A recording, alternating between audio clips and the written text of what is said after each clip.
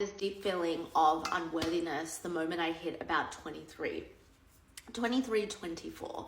And it really followed me for most of my 20s. And from that, I felt that I had this huge, deep feeling of failure. There are so many things that I wish I did. For reference, I turned 31 this year, but there are so many things that I wish that I had capitalized on and taken the opportunity on in my 20s.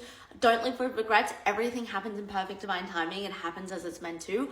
But when I reflect back, I know it was because I had this deep feeling of not being good enough, not being deserving of the things that I truly desired and I truly wanted. Like the business that I currently own and I operate is something that I had been dreaming about for years and years, like over a decade. And I started it like 4.5 years ago.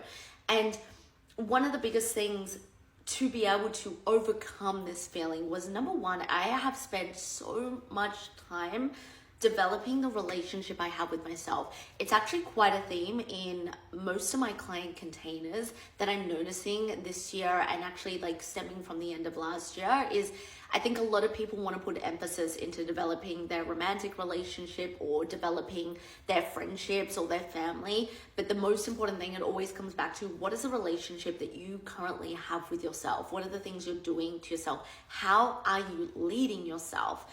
And these are the things that may sound really obvious, but these are the things that are actually going to make a difference.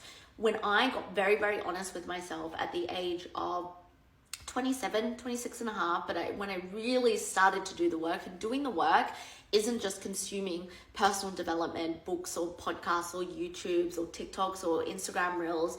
Doing the work is actually sitting down and getting very, very curious and going on a journey of self-discovery.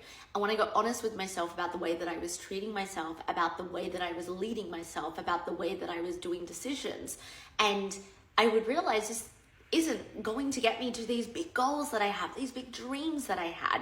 And it all stems into, and let me know in the comments if this is resonating with you, let me know if this is something that you are currently struggling with. It comes down to rewiring, reprogramming your subconscious mind. What are the narratives that you have on repeat every single day?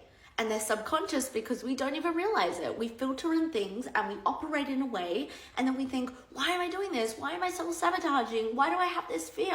And it's because we keep operating under the same narratives, under the same belief systems. So start to develop the relationship with yourself about getting curious about who you are, and then really start understanding, how can I master my thoughts instead of allowing them to control me?